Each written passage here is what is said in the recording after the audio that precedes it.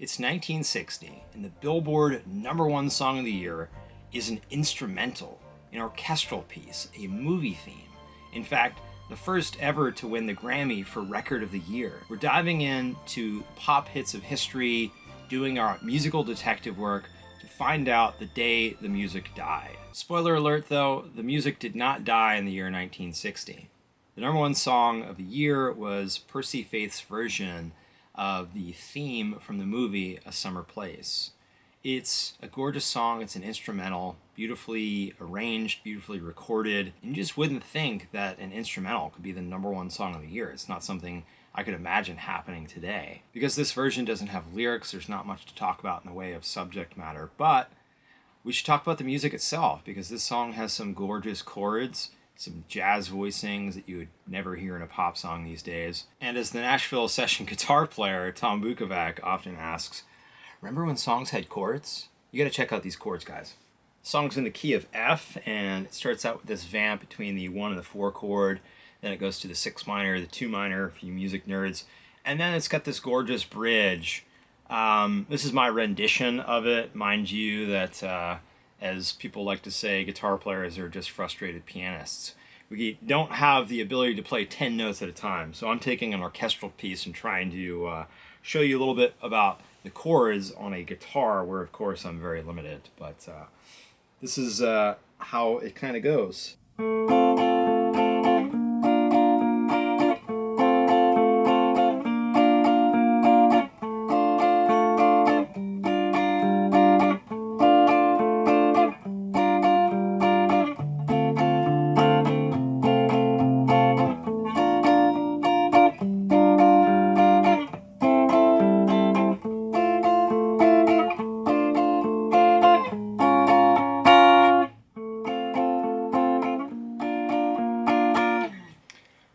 Alright, enough of that. That just gives you an idea. Of course, you've got to go listen to the track and hear the gorgeous soaring violin melody over the top of that. Yeah, it's a beautiful song, and it's just remarkable to me that an instrumental could have been the Billboard #1 song of the year.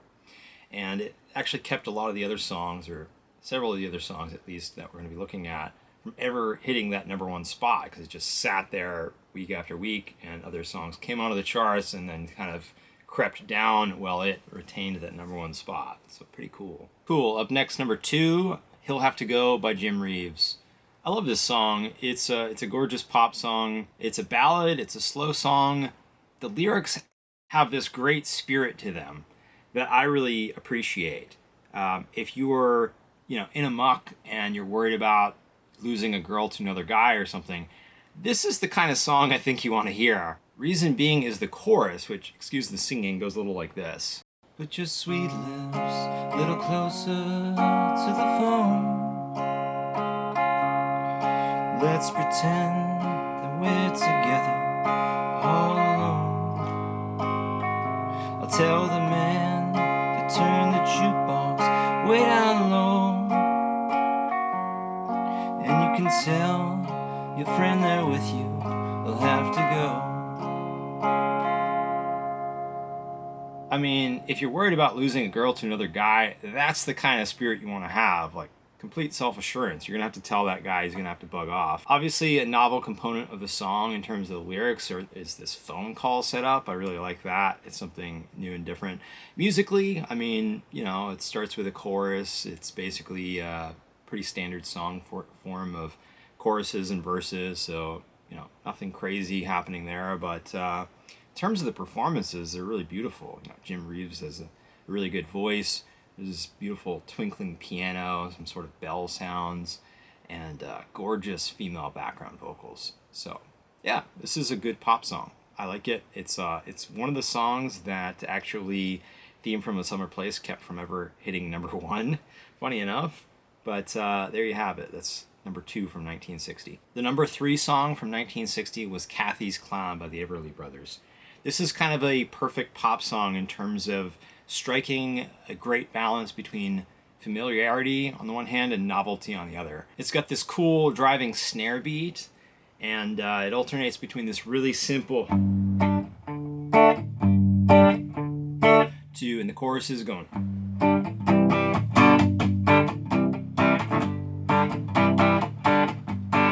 with this awesome syncopated piano. Really great vocal performances as well. One thing I don't like about this song, though, is the lyrics. If you compare it to He'll Have to Go, it just doesn't have the same spirit. I mean, it's kind of whiny, to be honest. Yeah, I mean, come on, man. Buck up and be more like Jim Reeves, He'll have to go. The other guy will have to go, or, move on. You could argue in a sense that the song is about self-assertion, and, he's saying, I don't want your love anymore, I don't want your kisses, your hugs, whatever. But it just seems a bit whiny to me. So not really the kind of thing that I personally would want to be listening to if I just broke up with a girl or something. Next up, number 4 from 1960 was Running Bear by Jimmy Preston. It's got these kind of quirky vocal chants that I guess are supposed to be Indian sounds. Probably couldn't really get away with that today. Preston's got a great voice. There are these cool little sax melodies that are weaving into the verse and that sort of turn into these rock and roll bursts during the chorus, which don't exactly serve the theme of the song. I think if someone were writing this today, they'd probably choose different instrumentation. This is the heyday of rock and roll, right? And everything was rock and roll. But like, if you actually want to convey the theme of this song, which is this Romeo and Juliet love story between a girl and a guy that are in different Indian tribes that are on opposite sides of a river and they're like not allowed to be together. I think this would be a valid use of like using synthesizers and stuff to come up with something that is a little bit more true to the subject matter here. That would probably be the way someone would do this today. Same goes for this switch in the chorus, from a straight rhythm in the verses to this just all-out rock and roll swing during the choruses. I mean, it adds novelty to the song, and I can understand how that would have made it more popular at the time, but it doesn't really serve the theme of the song so well. In terms of the chord progression, you got this 1-4, 1-5 in the verses that switches to the 4-1-5-1 in the choruses. And that's a nice way to get this balance between the familiarity and novelty that you really want and expect from a pop song. Something that's like, keeping you entertained, keeping you paying attention, but it's not like completely unfamiliar and it doesn't make any musical sense. But I do like the theme of this song. It's about undying love and about being willing to risk and maybe give up your life for that top value. And, that's integrity to one's values, and that's a good thing. Let's just hope, though, that, the people listening to this are mature enough to make that kind of, assessment for themselves, whether a value is such a high value, such a top value that it's either it or death, that you'd rather have it, or if you can't, then you'd rather die. All right, number 5 from 1960 is Teen Angel by Mark Dinning. Beat's a little hard to find in the intro. It's got this nice back and forth between these slow verses, and then the chorus picks up a bit. It's a pretty damn sad song, though. This is definitely a precursor to Last Kiss by Frank Wilson, later covered by Pearl Jam. Musically, it's got some nice things going on. The vocals are a bit soft and sappy for my taste, but it's got this cool little guitar thing going on. That kind of repeating melody. I think it ends the choruses. Like a lot of pop songs from this era, I think as we'll see, and even going into the 70s, this takes a pretty dark theme and puts this sort of poppy gloss on it, which is a little bit strange. Also, the point of a song like this is to serve the purpose of catharsis. And once you've gotten past those kind of deep, dark emotions, it's not really something that you want to come back to. So, this song kind of sits in that realm for me. It's serves a valid, life-serving purpose of helping you through a dark period, but like without some specific need, dealing perhaps with the recurring memory or something. It's not something that I think a lot of people are going to find a lot of value in. Number 6 from 1960 was Brenda Lee's I'm Sorry. And I'm sorry, but if I were a musical dictator back in 1960, I would have made this song number 1. Musically, I think it's just pure gold. It uses this chromatic chord change in the beginning to kind of keep you guessing as to what key it's in. And then it's got this very studied dissonance throughout that really, I think, sells that theme of being sorry about being deceitful and perhaps cheating on a lover. And it does so, I think, in this just supremely effective way, just musically pulling you into that theme and making it really believable. Whoever wrote these chord changes, I swear, this person deserves a Grammy just for this contribution to music history. It's just, they're so beautiful.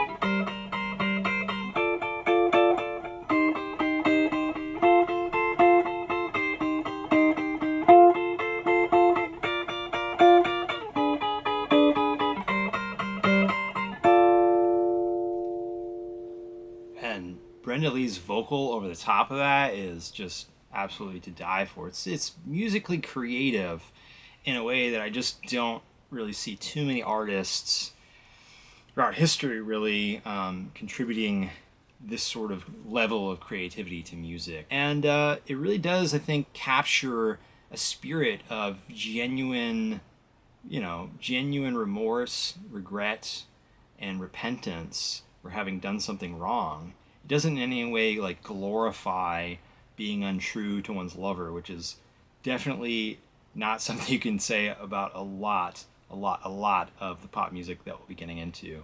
So for me, this is like a perfect pop song. Number 7 for 1960, Elvis with It's Now or Never.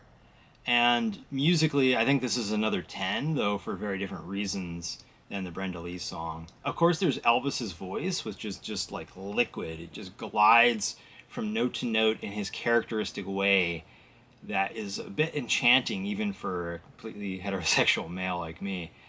And then there's this really cool piano part with the syncopated walking bass line and those syncopated hits with the right hand that are accented with the castanets that I think is really, really cool. And then there's the overdubbed piano on top of the piano doing the basic walking bass line stuff, doing this twinkling sort of thing that is just gorgeous.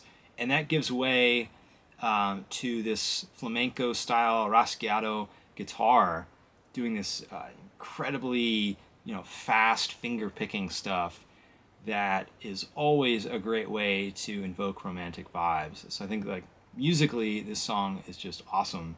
I think the lyrical theme is obviously it's now or never, commit to me right now, or let's call this thing quits. But it's conveyed by Elvis, so it's this very self-confident, self-assured kind of thing. It's a lot like Jim Reeves in that respect with He'll Have to Go. Obviously, it's a very simple theme with very simple lyrics. I mean, if you're reading this stuff, it's not like anyone's going to confuse it with poetry. It's very workmanlike in that respect. It reminds me of the great writer William Zinsser talking about, like, before you worry about, like, style, you should just learn how to pound nails. And that's really what these lyrics do. I mean, they do what they're supposed to do. They convey a pretty simple theme and a very memorable, easy to repeat way. It takes some spine to stand up and say, look, give me your heart or let's call it quits. And I think that this does this in this very self-assured, self-confident way that absolutely is a value to anyone listening to it who's in that sort of situation.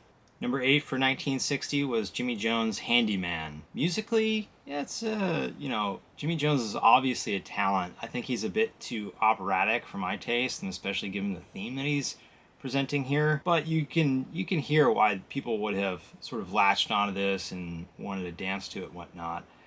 But honestly, thematically, I think this is pretty terrible. It's sort of the first bit of vanity that we've seen on this list so far. It's this guy basically saying, look, I fix broken hearts by essentially just telling women sweet things that they want to hear, even though I'm not actually in love with them and it's not actually true. So yeah, what does that actually solve? How does that actually work? We're looking at this stuff, I'm taking it kind of seriously, but I think it's worthwhile to do, given what our mission is here, to find the day the music died. So Yeah, I understand that people probably wouldn't have really looked into it this deeply when they were listening to it. They just kind of liked how it sounded and they liked his voice. And there's like a, yeah, I'm a handyman, I'll fix your broken hearts. Pretty lame, honestly. If lying and deceiving people and making them think that you love them even though you don't is your thing, well, then you're going to like this song. But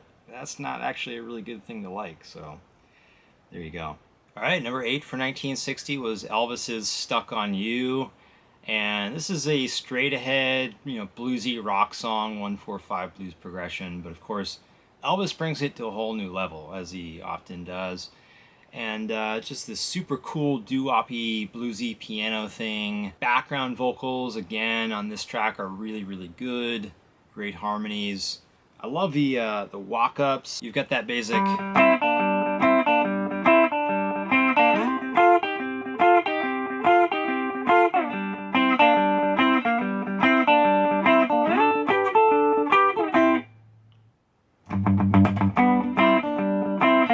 But then into the chorus, you get the.